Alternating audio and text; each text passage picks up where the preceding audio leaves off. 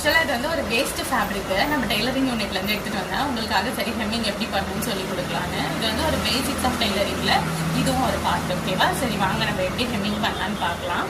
இது வந்து ஒரு ஹெம்மிங் நீடில் கிட்ட வாங்க. இது வந்து ஒரு ஹெம்மிங் நீடில். இதில் நான் ஜஸ்ட் ஒரு த்ரெட்டை வந்து நான் கோத்து வச்சுருக்கேன். வாங்க எப்படி பண்ணலான்னு பார்க்கலாம். இப்போ இதை ஸ்டார்ட் பண்ணுவோம்ல, இந்த நூலை கோத்துருக்கோம். இந்த நூலோட லாஸ்ட்டில் வந்து ஒரு சின்னதாக ஒரு நாட் ஒன்று போட்டு வச்சுருக்கேன். நான் போட்டால் தான் அதில் போய் லாக் ஆகும். ஓகேவா? ஃபர்ஸ்ட் வந்து நம்ம இதில் எப்படி இன்சர்ட் பண்ணுறோம். இந்த கீழே உள்ள கிளாத்தில் இங்கே லைட்டாக தான் நீங்கள் குத்தணும். அப்படியே நிறைய இப்படி குத்தக்கூடாது. ஒரு 2 த்ரெட்டு மட்டும் வரா மாதிரி இப்படி குத்தணும்.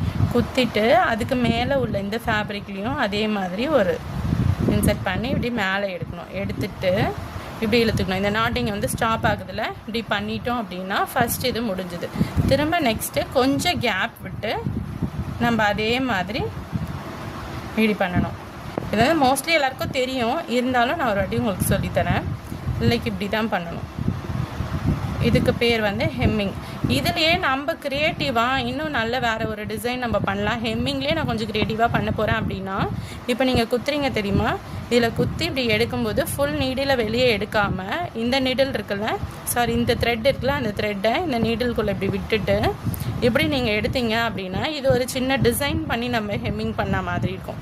பார்க்குறதுக்கு ஒரு நீட்டாக இருக்கும். நான் இப்போ பண்ணுறேன் பாருங்கள் எப்படி இருக்குன்னு. பார்க்கவே ஒரு மாதிரி அழகாக ஒரு எம்ப்ராய்டிங் டிசைன் போட்ட மாதிரி இருக்கும்.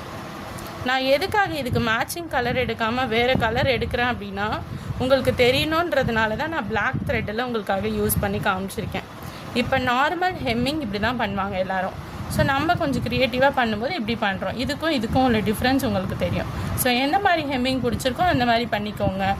அதே மாதிரி எனக்கு கமெண்ட் பண்ணுங்கள், இது நல்லா இருக்கா இது நல்லா இருக்கான்னு எனக்கு ஒரு கமெண்ட் பண்ணுங்கள். ஓகே, பாய்.